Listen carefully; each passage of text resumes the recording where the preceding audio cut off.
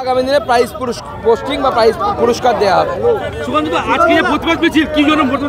দেখুন, আপনারা জানেন যে আমাদের অভয়ার সাথে যে ধরনের অত্যাচার হয়েছিল এবং তারপরে তাকে খুন করা হয়েছে, তার তথ্য প্রমাণ লোপাট করার কাজ যে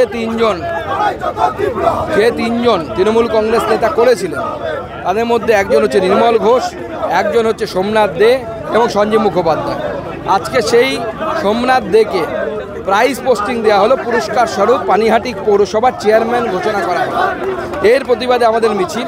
কারণ আমার মনে হয় এই অভয়াকাণ্ড নিয়ে বাংলার লাখো লাখো মানুষ সেদিন রাস্তায় নেমেছিল, বাংলার মানুষ কেঁদেছিল সেদিন। বাংলার মানুষের সেন্টিমেন্টের সাথে, বাঙালি সেন্টিমেন্টের সাথে মমতা বন্দ্যোপাধ্যায় আজকে সত্যি কথা বলে কৌতুক করলেন, মজা করলেন, মকারি করলেন। দেখুন, দিশা পাবে কি না সেটা আদালত বলতে পারবে, কিন্তু আমি মানি যে কোনো তদন্ত তথ্য প্রমাণ ছাড়া চলতে পারে না।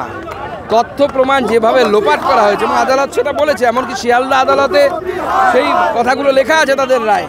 তো স্বাভাবিকভাবে সেই তথ্য প্রমাণ লোপাট হওয়ার পর কতটা দিশা খুঁজে পাওয়া যাবে আমার যথেষ্ট সন্দেহ আছে।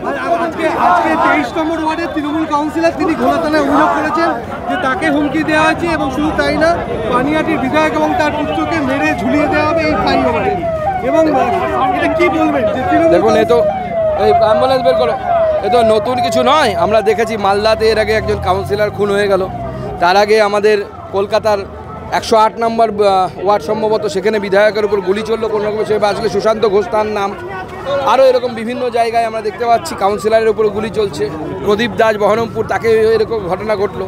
তার এর মূল কারণ হচ্ছে পয়সার ভাগটা কে পাবে। পয়সার ভাগাভাগি নিয়ে এদের মধ্যে গন্ডগোল হয়েছে, তখন এক পক্ষ আর এক পক্ষের গুলি। নির্বাচিত